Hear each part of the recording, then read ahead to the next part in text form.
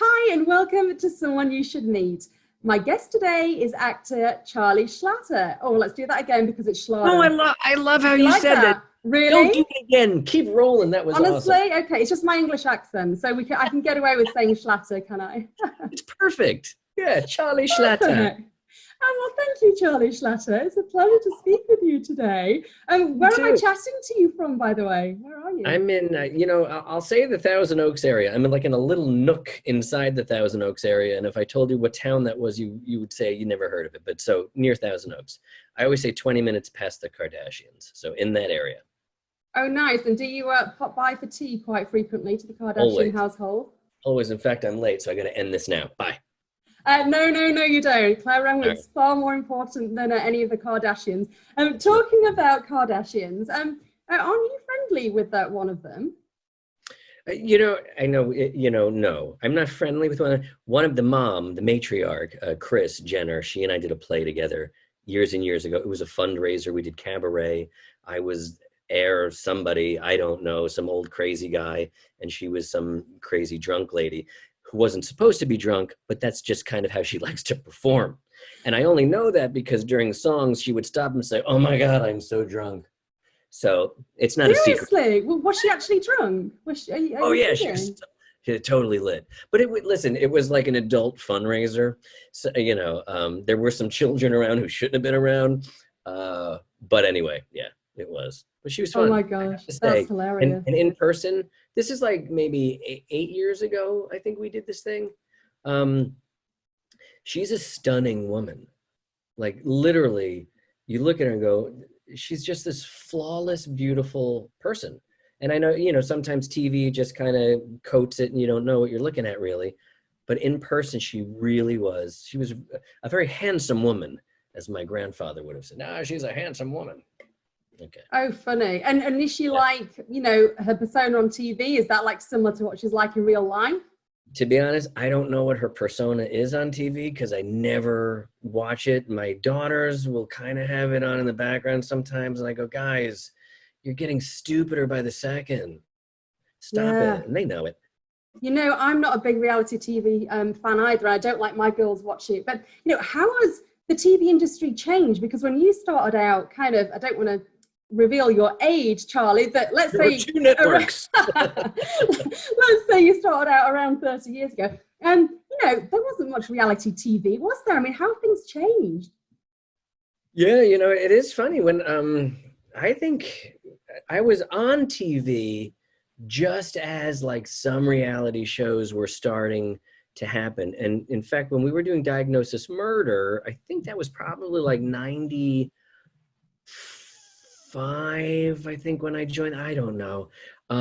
But do you remember there was like I was talking about this the other day and I couldn't remember what it was called, but there was like some woman who set up a video camera in her room. And it was like one of those first voyeur kind of shows.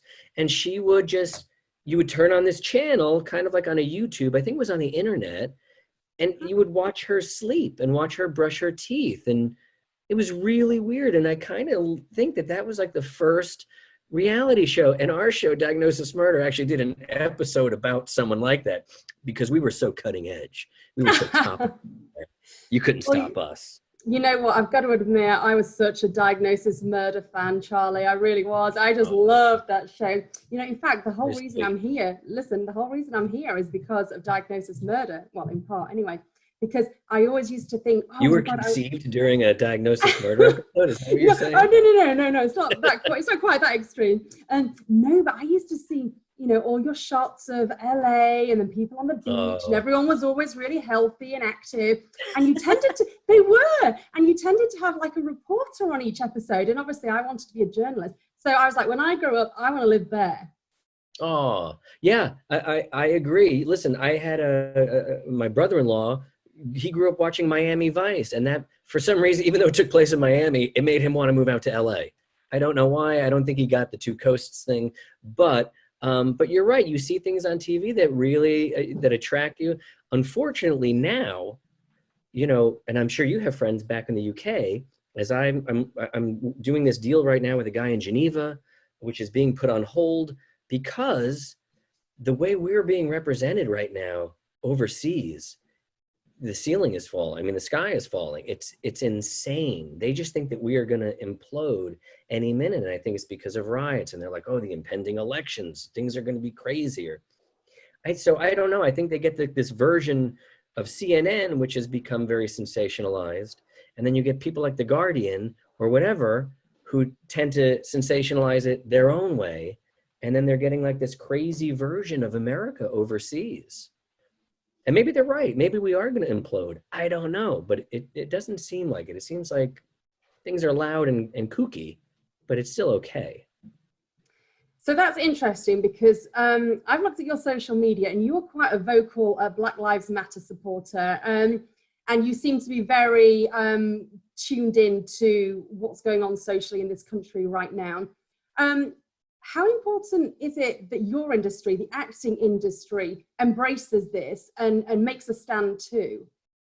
It's super important. You know, it's so, you know, I always have to be careful. Actors should be careful to say things. You don't want to bite the hand that feeds, obviously. But I will say this, I think that a lot of what Hollywood thinks have been like leaps and bounds in race relations or being inclusive with an African-American community, I don't think it exists. I think they're fooling themselves. And I think that there's a lot of window dressing. And I think that every now and then there'll be some Black themed movie that comes out and we all celebrate it for whatever reason. Maybe it's because it's great. Maybe it's because I don't know. But above the line there, it's all the same people who are running the studios. So until you do have, you know, more Black studio runners, more Black producers, more Black writers, more Black anything, all you're going to get are these same pasty white dudes. And listen, I'm in the boat. You know, it's like, it's tough for me to say anything bad because I'm the enemy myself. But I think it's just, you know, nothing's going to happen. I did hear something recently. Somebody was talking about, well, why aren't there more Black people in the industry? And somebody put it this way. They said, you know, a lot of the entry level jobs, whether you're a development person or something like that, or a lot of the internships that someone could get at CAA, where you're scrubbing coffee stains out of a carpet.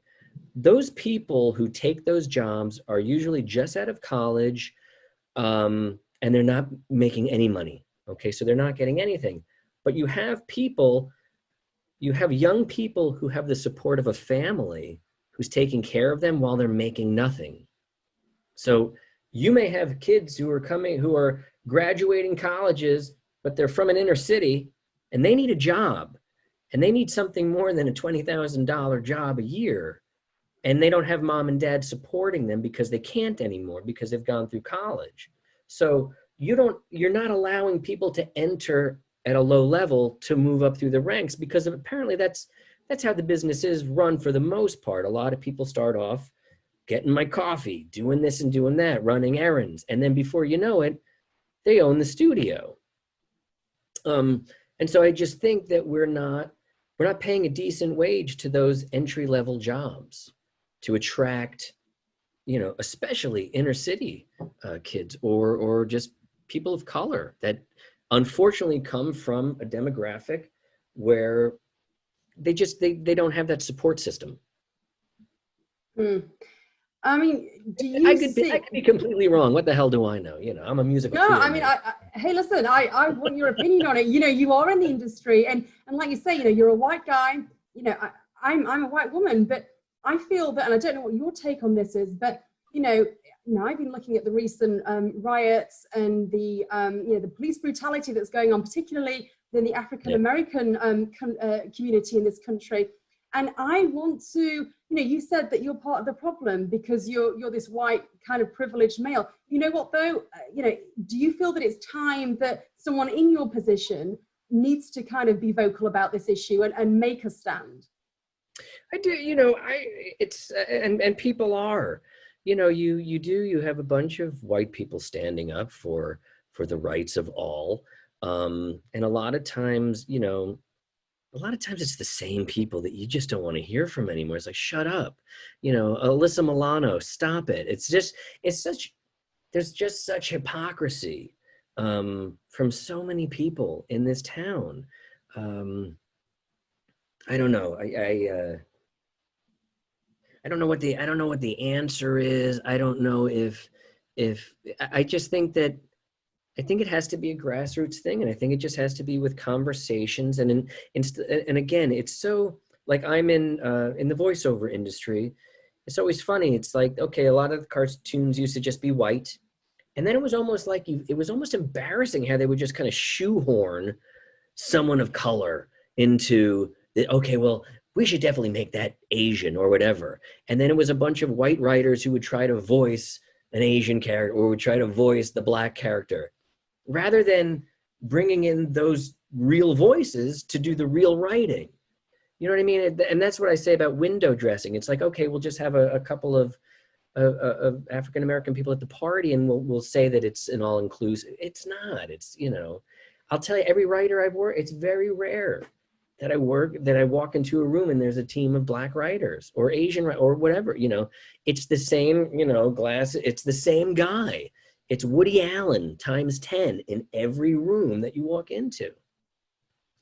So and I don't know why that is. Yeah, I mean, I was just going to ask you, Charlie, like, why do you think Hollywood has such a hard time evolving when it comes to race?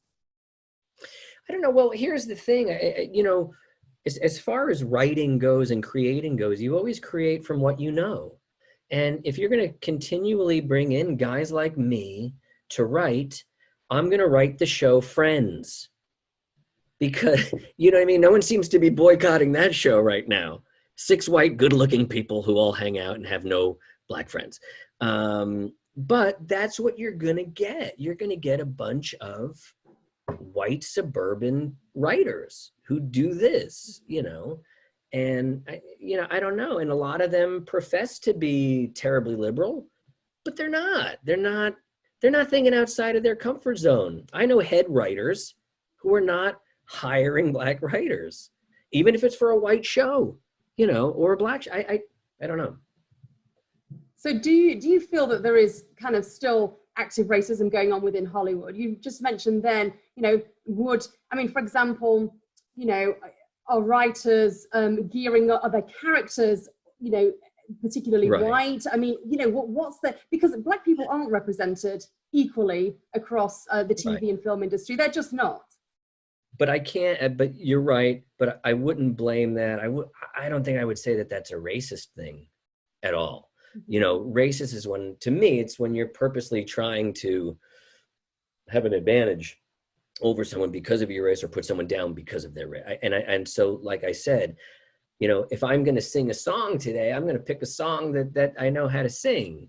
I'm not going to pick a song that's from some other culture, some other land. I'm not going to sing some Bollywood song.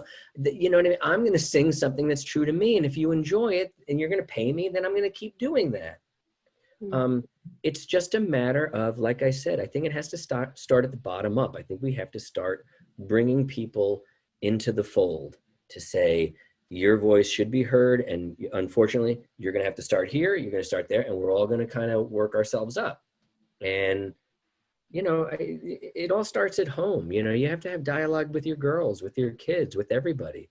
You know, I'm a father of 2 daughters who, you know, I have to empower them every day. I think their fight is pretty difficult as well these days, being a young woman. Yeah, let's talk a little bit about that, because there's also the issue of, you know, sexism within Hollywood. And kind of worse than that, exploitation of women. Like, how comfortable would you be, you know, if your daughters, for example, wanted to get into the industry? No. Why? Why?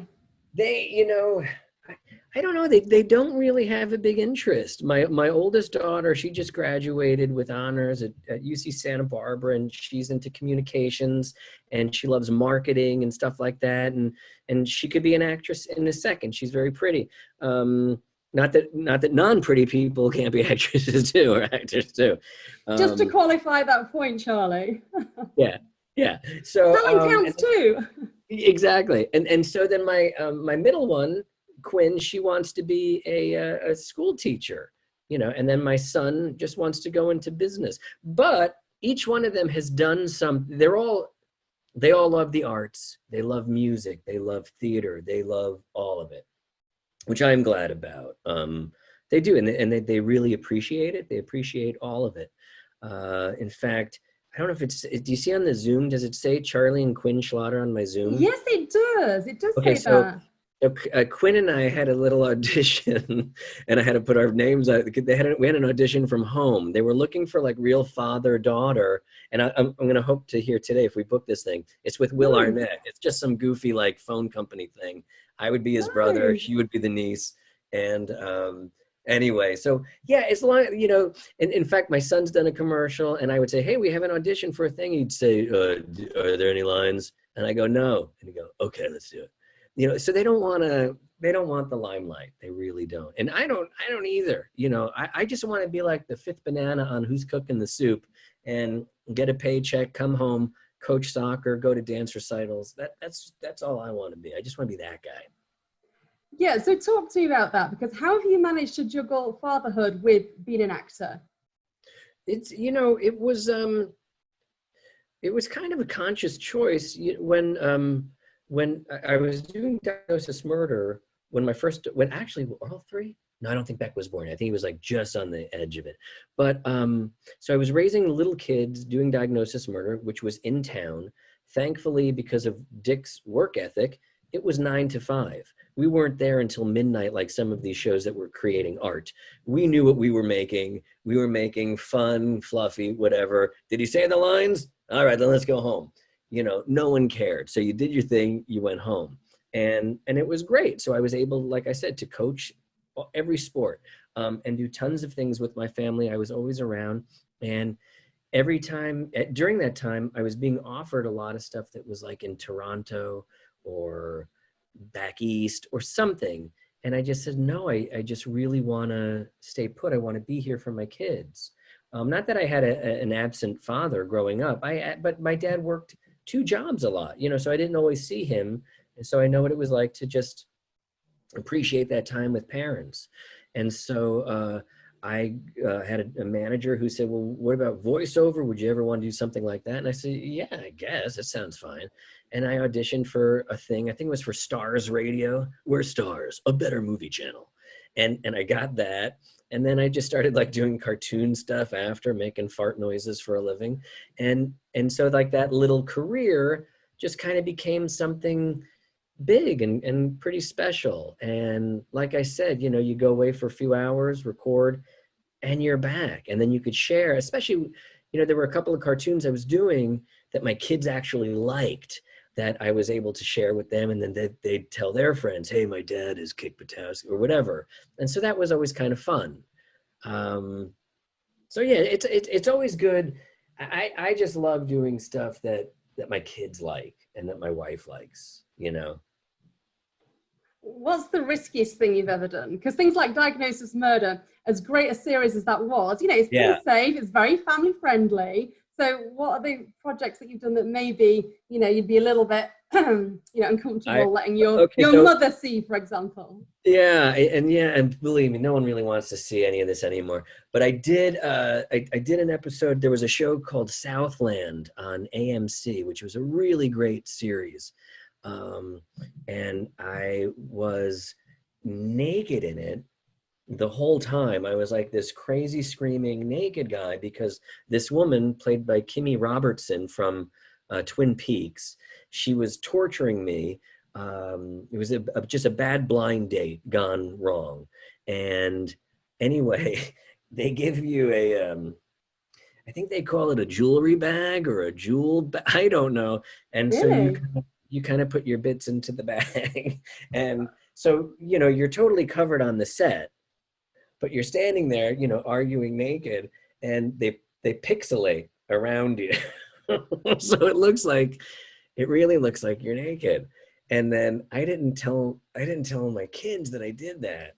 And it was like the night after it aired, one of their dance instructors said, hey, I saw your dad last night on some show and he's naked. And they were like, what? Are you? No, not my dad. And were they horrified, Charlie? Yeah. They came home and said, Dad, were you naked on some show? I go, yeah, but I'll show you. And I showed them the bag. I said, look, I was wearing this though. And but yeah, I always take their lives into consideration.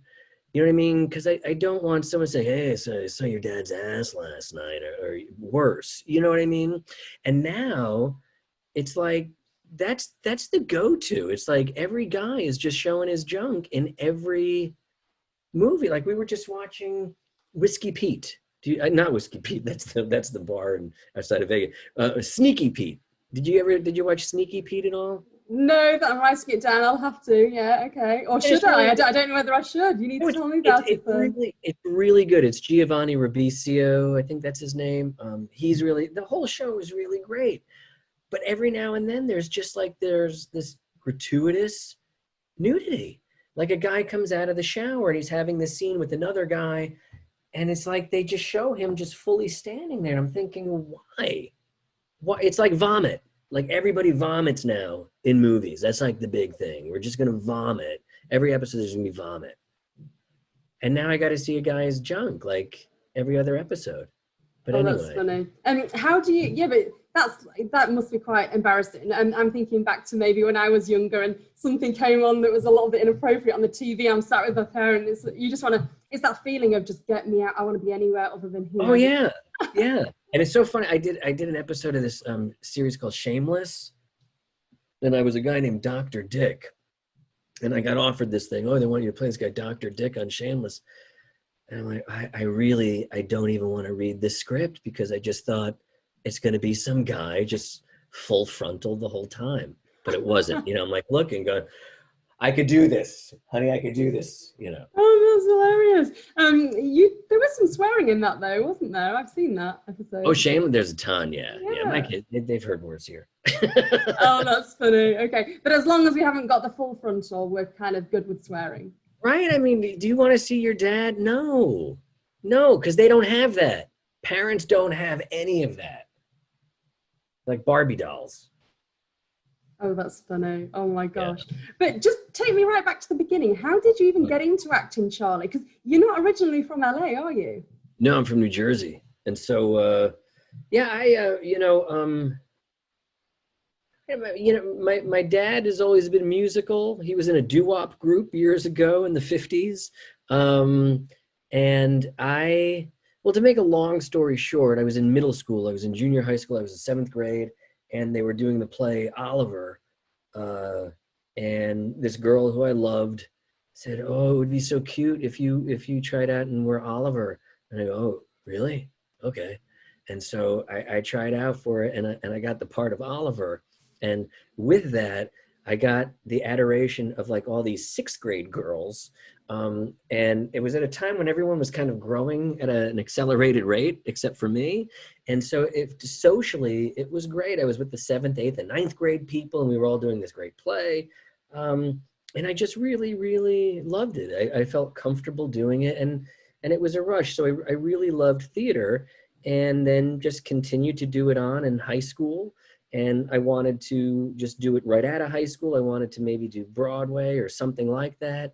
And my parents said, no, you have to go to college. And I said, well, if there's such a thing as musical theater in college, I'll go.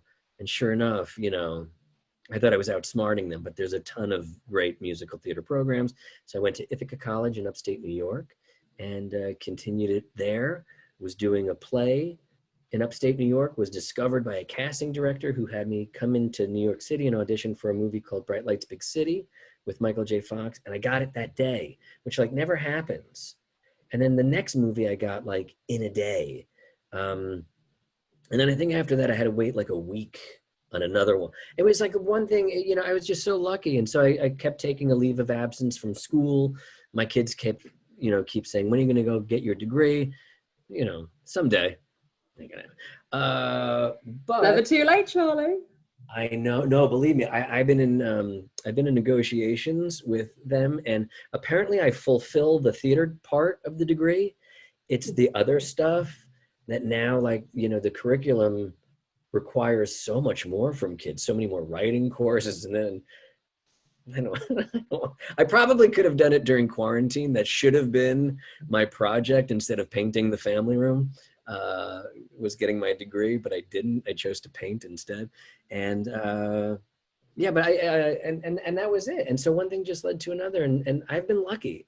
This is the only thing I've done ever, like for money. It's nuts. Yeah, I mean, you've had a really long career, like I said earlier, like 30 years.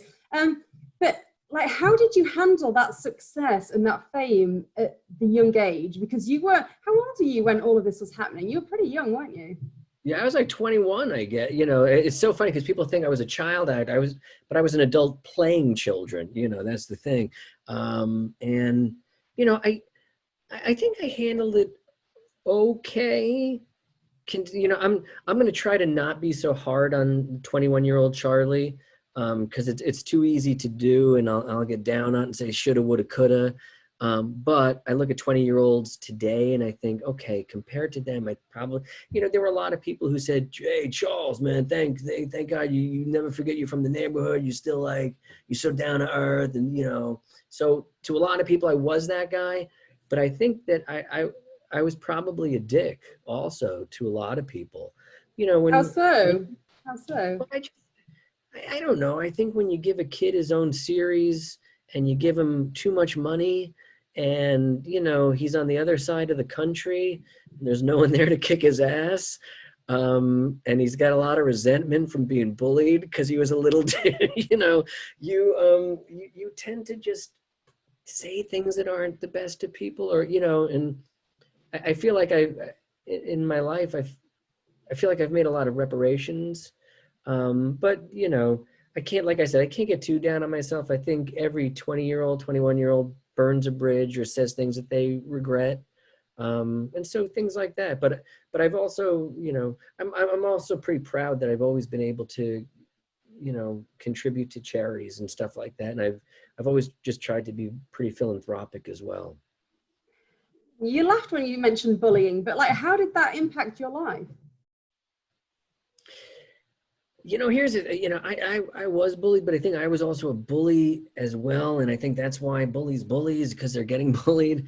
But I was from New Jersey, like this blue collar town where it wasn't that bad. You know what I mean? It's like we weren't that sensitive. Yeah, sometimes your day would suck, but there was always tomorrow, and tomorrow was going to be okay. You know what I mean? And then a lot of times you'd have a fight with the bully out in the field, and maybe you'd lose the fight, but at least it was done. Now, like, I can't imagine if there was, if I was being bullied online or what kids go through today. I mean, that's just because they're living it. It's like being bullied, as opposed to when you were just here being bullied and then you could leave. Now it's like a 24/7 thing, and I, there's no room for being bullied anymore. Yeah, it's worrying. Years ago, it used to, they'd say, "Oh, it's good for your character, builds character," But in a way, yeah, it did make you tougher, and it made you not, care so much about those little things. But in a way, you carried that grudge, that little bit of nasty chip on the shoulder energy to other people, and then that's something I wish I didn't have. I wish I was more open and vulnerable all the time, but I'm not. I don't even know if I'm working on it, to be honest with you. Maybe I am. I try. Oh, but so you mentioned. I just got an aw. Oh no, I think you and I have been chatting before the interview, and you're a nice, warm guy. Don't beat yourself up. But listen, give me some advice, because my girls are younger than your kids. Your kids are, okay. What are they now? 18, 20? No, 22, and my daughters are 22 and 20. Okay, so I've got two daughters much younger than yours right now, but like, what advice would you give to me with regards to keeping them safe online? Because I worry about it. I worry about the online bullying, and also particularly with the girls, with predators online, because I read a terrible How old story. is your oldest? 12. She middle school? she's starting middle school in August, and she hasn't got a phone, so I'm pretty strict with her actually, Charlie. But Yeah. you know, still you can't, because it's like you said, you can't be there all the time to like oversee it. So like, what advice would you give me? Well, first of all, like I think all our kids got a phone right before middle school. I think that was like their fifth grade graduation gift. And I'll be honest with you, it was really great for us because now we have a way to communicate with someone. So it's good for you. It's a gift to you as well, Claire. And yeah, it's just, you know, my wife is way better than I am when it comes to like checking their stuff and making sure they're not getting into trouble. I'll be honest with you, I was blindsided with middle school because I had no idea how mean girls were. Because as a boy, like I said, I was just a knucklehead, and you know, you get into a fight and it'd be done. Girls are contentious, they just are relentless. They can really make your lives miserable. So I think I would probably say, in certain circles, play it close to the vest. You don't have to expose everything about you. Just be ice in the glass, you know, kind of just go with the flow. When my girls were very little and drinking out of sippy cups, I would always say, watch your drink, keep your eyes on your drink. And I would move their drink and say, where's your drink? There's my drink, which comes in handy when they're in college, you know, or when you're working with Mr. Cosby, who I as well. But Oh wow. no, then things get a little bit more difficult. But my advice is this, and it's not something you could teach, but I just think if a girl or any human develops self-respect, everything else kind of falls into place. And I think it's just a matter of, you know, thankfully, you know, I have daughters and they're not angels all the time. My son isn't you know, none of us are. We're just people trying not to hurt other people and have fun. But I will say, I think they've got some of the strongest moral compasses I've ever seen in people. And they care, you know, and they care about BLM. They know the name of everybody that they're supposed to know the name of. They just care about causes and they care about people. And, you know, they're not total empaths, but they feel on a really deep level. And I think that generation does more than my gen, you know, I'm a Gen Xer, I guess, not a boomer, Gen X.